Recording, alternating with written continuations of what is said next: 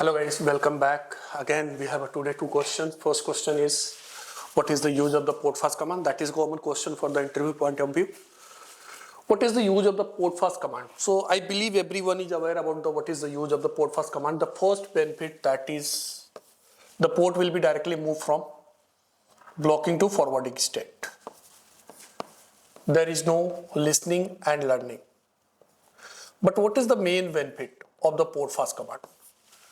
Portfast command, basically, if you are going to use, so what it will do, it will convert that port into the edge port.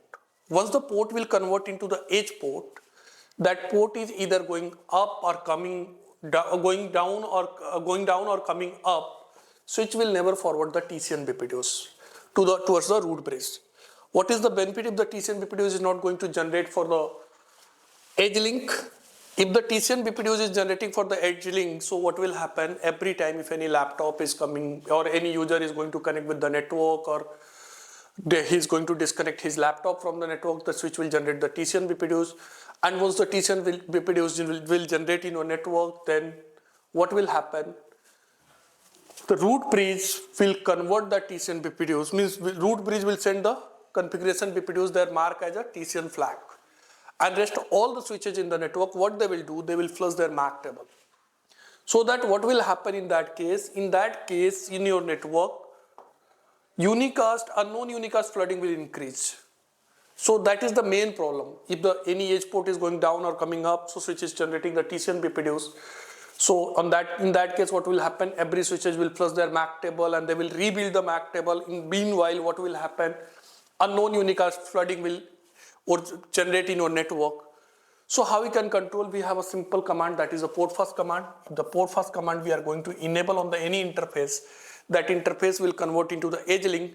So what is the first benefit? The first benefit, the link will come up within 2 seconds. It is not going to move into the, it will directly move from blocking to forwarding state. It will skip the listening and learning.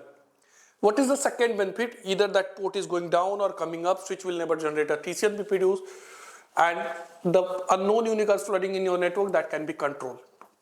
That is the main benefit of the portfast command.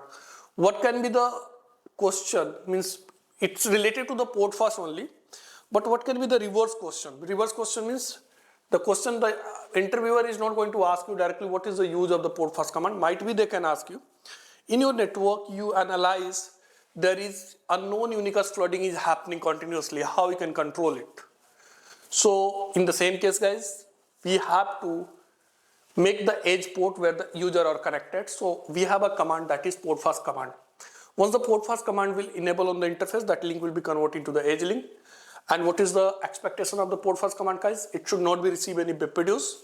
If it is getting any BPDOs where the portfast command is enabled, that portfast command will immediately disable on that interface. That is the answer of the first question. What is the second question? You are handling a production network. It's a daily routine question, guys. If you are working as a network engineer, you will be get this type of the scenario everywhere, every days, because of you got a ticket, suppose, where it is mentioned this is the server and user are unable to access this server, or user are unable to access this server, or user are facing some slowness issue. So first what you have to do, you have to identify where this server is hosted. So you are handling a production network, you have just an IP address of a server, means user will just give you, guys, either they will give you the URL in the ticket, on this URL or on this application I want to reach and unable to reach, or we are able to access but we are facing some latency, there is some slowness issue. So you have just an IP address and that IP address is reachable from your laptop. How you can get the physical interface? That is also a common question. Might be the server IP and your laptop IP can be within the same VLAN.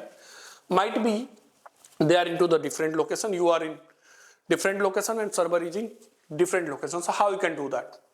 So we have a two options. How we can do that, guys? So first you have to use the trace command,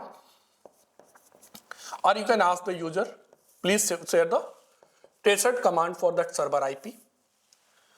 You will be get the IP step by step, 1 hop, 2 hop, 3rd hop.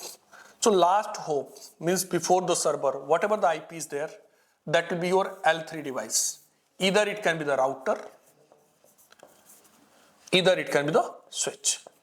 I'm talking about the second last. Either it will be the switch or router. So what you have to do, you have to log in on that router or switch, and you have to execute a command at that device. Either it's a router or switch, you have to execute a command. So IPARP, and you have to use this include, and whatever the IP is there, suppose it's a 10.1.0.0.01 or 100, so you have to mention.